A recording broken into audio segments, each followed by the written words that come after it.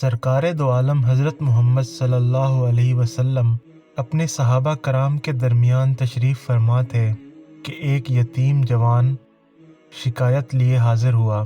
کہنے لگا، یا رسول اللہ، میں اپنی کھجوروں کے باغ کے ارد گرد دیوار تعمیر کرا رہا تھا کہ میرے ہمسائے کی کھجور کا ایک درخت دیوار کے درمیان میں آ گیا۔ میں نے اپنے ہمسائے سے درخواست کی کہ وہ اپنی کھجور کا درخت میرے لیے چھوڑ دے تاکہ میں اپنی دیوار سیدھی بنوا سکوں۔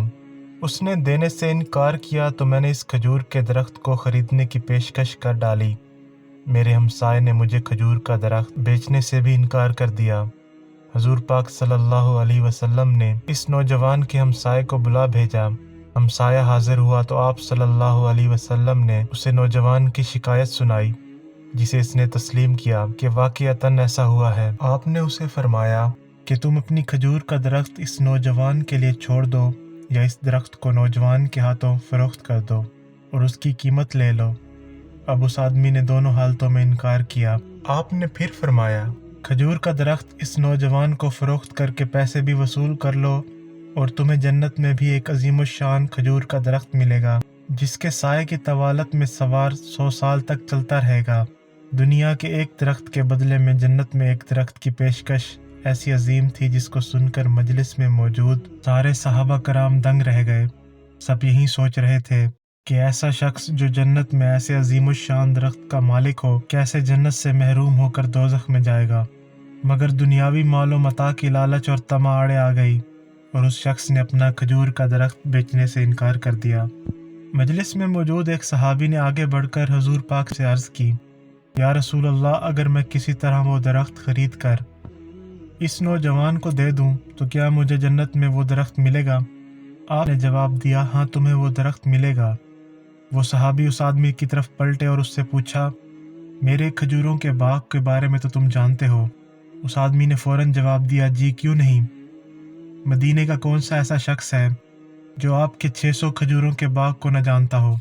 ایسا باغ جس کے اندر ہی ایک محل تعمیر کیا گیا ہے، باغ میں میٹھے پانی کا ایک کنواں اور باغ کے ارد گرد تعمیر خوبصورت اور نمایاں دیوار دور سے ہی نظر آتی ہے۔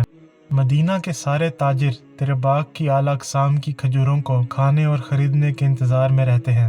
صحابی نے اس شخص کی بات مکمل ہونے پر کہا، تو پھر کیا تم اپنے اس کھجور کے ایک درخت کو میرے سارے باغ، محل، کنویں اور اس خوبصورت دیوار کے بدلے میں فروخت کرتے ہو؟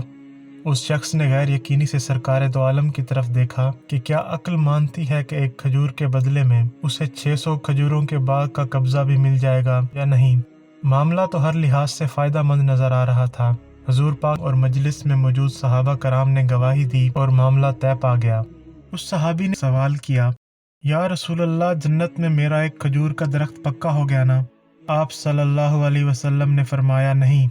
وہ صحابی حضور پاک صلی اللہ علیہ وسلم کے جواب سے حیرت زدہ ہوئے۔ آپ نے اپنی بات کو مکمل کرتے ہوئے جو کچھ فرمایا اس کا مفہوم یوں بنتا ہے کہ اللہ رب العزت نے تو جنت میں ایک درخت محض ایک درخت کے بدلے میں دینا تھا، تم نے تو اپنا پورا باغ ہی دے دیا۔ اللہ نے تجھے جنت میں اتنے باغات عطا کیے ہیں کثرت کی بنا پر جن کے درختوں کی گنتی بھی ممکن نہیں۔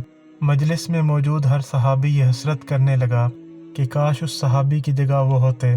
جب اس صحابی نے یہ بات اپنی بیوی کو بتائی تو اس نے کہا کہ تو نے منافع کا سودا کیا، دنیا کی قربانی کے بدلے میں آخرت کی بھلائی، یا دنیا میں اٹھائی گئی تھوڑی سی مشقت کے بدلے میں آخرت کی راحت حاصل کر لی ہے۔